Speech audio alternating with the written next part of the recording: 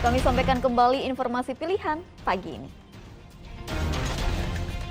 Tak tahan dengan tingginya harga kedelai impor, perajin tahu tempe di Jawa Barat memutuskan mogok produksi selama 3 hari mulai 17 Oktober mendatang. Undang dan Sutina, warga desa Cipicung, Garut, yang rumahnya dirobohkan rentenir karena hutang kini menghilang, usai diancam akan dibunuh oleh 2 orang yang tidak dikenal. Seluruh kelas terancam ambruk. Murid SDN Sinagar Kabupaten Tasikmalaya terpaksa belajar di kelas darurat mirip kandang ternak.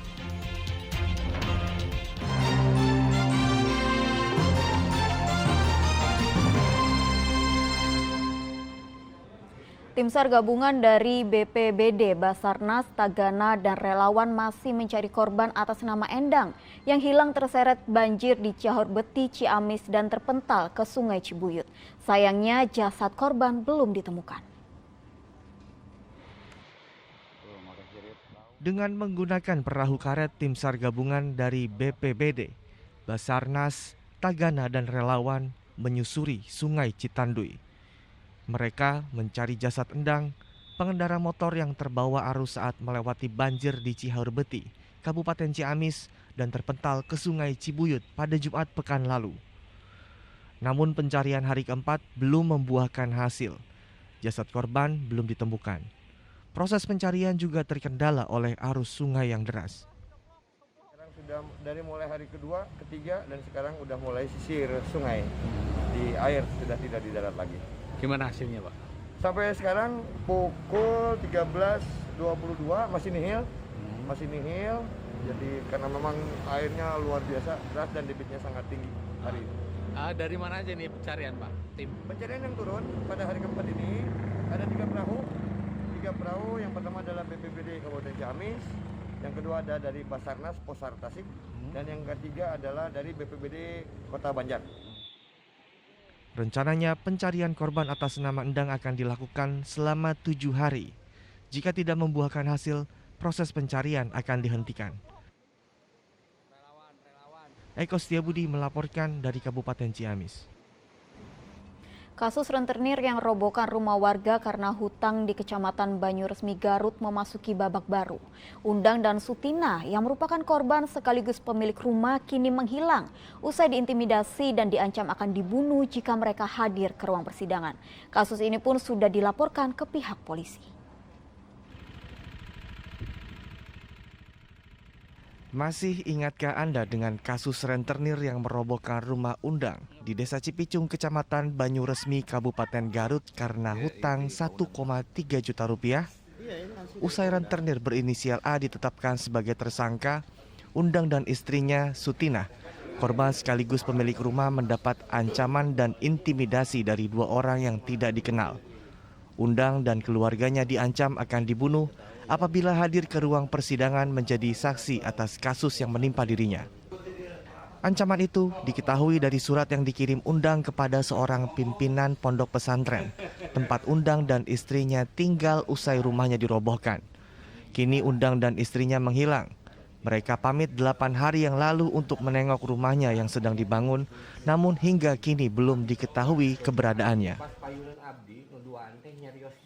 Tadinya kan di pesantren anak nih Pak Undang, selama di pesantren anak itu kan aman.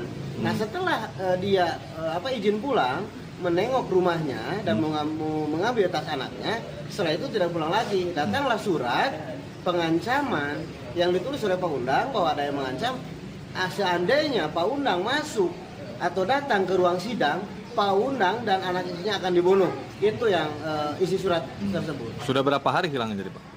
Hilangnya itu sekitar 5 hari. Sudah 5 hari? 5 hari, kemudian hilang, tapi kalau dari pesantren itu sudah 8 hari. Menurut pengakuan anak Undang, Viana Nuraini, ia dan orang tuanya sempat bertemu. Namun orang tuanya hanya menitipkan surat untuk diberikan kepada sang kiai yang merupakan pimpinan pondok pesantren. Namun Viana tidak mengetahui isi dari surat tersebut. Malah abg batak yang kan meureun baik-baik aja, mata ka abg serius bukan aya tekanan, ancaman, aya naon teu Bapak. Pas tahu ada surat itu dari mana? Di Bapak, jantan Bapak sacan keluar teh nitipkeun serat kami. Oh, nitip surat itu. Cenah upami aya nu milarian bapak pasti kan serat ieu kanggo ka Pak Kiai tos we. Oh. Abi kan dikitu kan ka Ateguh sareng ka Payadi teh. Abi mah teu terang isi seratna naon. Dalam surat tersebut, Undang juga menulis ingin bunuh diri karena tidak kuat menghadapi intimidasi yang diduga ada kaitannya dengan pihak rentenir. Kasus ini pun langsung dilaporkan ke polisi. Saat ini, keluarga tengah mencari keberadaan Undang dan Sutina. Aiko Setiabudi melaporkan dari Kabupaten Garut. Untuk memastikan keselamatan penumpang, petugas gabungan dari polisi, Dishub, BNN, dan Denpom memeriksa sejumlah bus yang berada di Terminal Kertawangu, Kabupaten Kuningan. Sedangkan di Sumedang, pengendara sepeda motor yang tidak menggunakan helm tidak ditilang, maksud kami, dan mereka justru diberikan helm secara gratis. Satu persatu bus yang berada di Terminal Kertawangun, Kabupaten Kuningan diperiksa petugas gabungan dari polisi, Dishub, BNN, dan Denpom. Pemeriksaan dilakukan mulai dari lampu rem, ban kendaraan, surat kendaraan, hingga bagian penting lainnya. Hasilnya ada 3 unit bus yang tidak layak beroperasi karena kondisi ban gundul serta surat kendaraan yang tidak lengkap.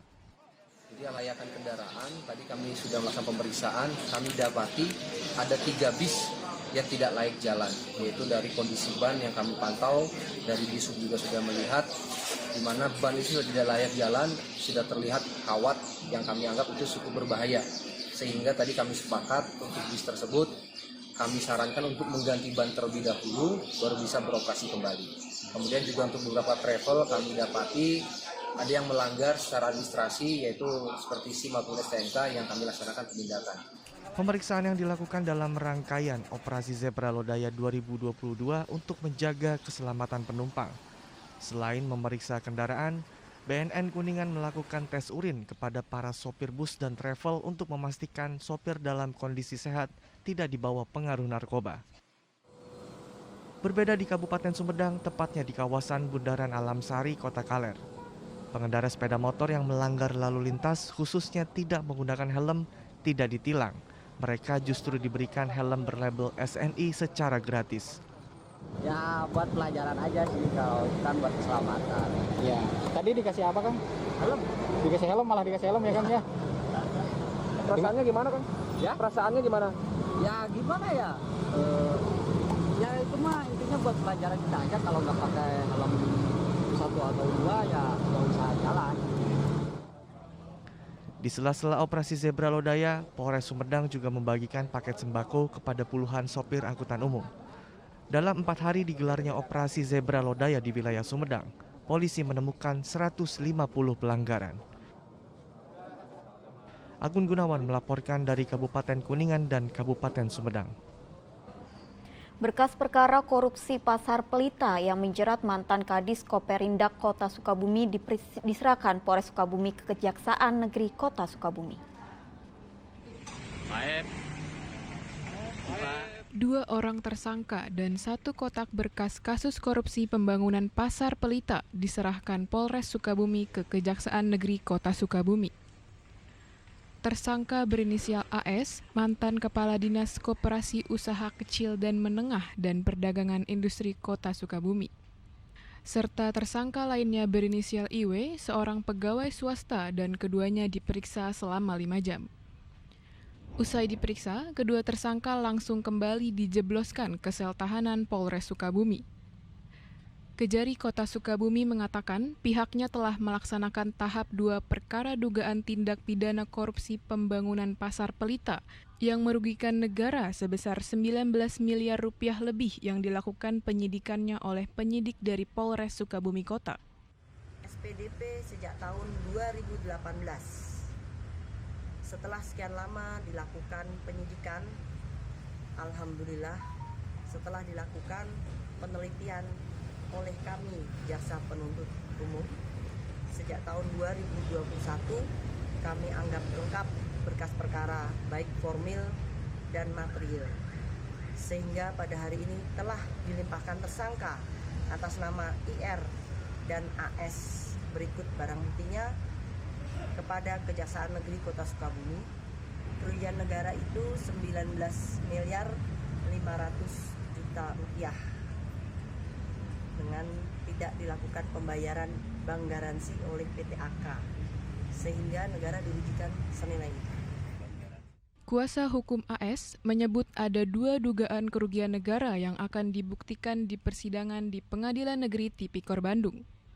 Ia juga mengatakan kliennya atau tersangka AS bekerja dalam proyek pembangunan Pasar Pelita sesuai dengan SOP atau sesuai dengan aturan. Dari berkas memang ada 2 kerugian negara yang tentunya nanti akan dibuktikan persidangan ya, apakah yang 44 miliar atau yang 19 miliar tersebut. Jadi sejauh ini ada dua kerugian negara, tapi itu pun masih dugaan ya, karena kan nanti akan kita buktikan persidangan. Tentunya beliau bekerja selama ini sesuai dengan SOP ya, makanya yang selalu beliau sampaikan adalah terhadap pembangunan pasar Pelita ini beliau selalu sesuai dengan SOP-nya, sesuai dengan aturan. Kini, kedua tersangka kembali ditahan hingga 23 Oktober di rumah tahanan Polres Sukabumi Kota. Keduanya terancam hukuman 20 tahun penjara. Asep Didi melaporkan dari Kota Sukabumi.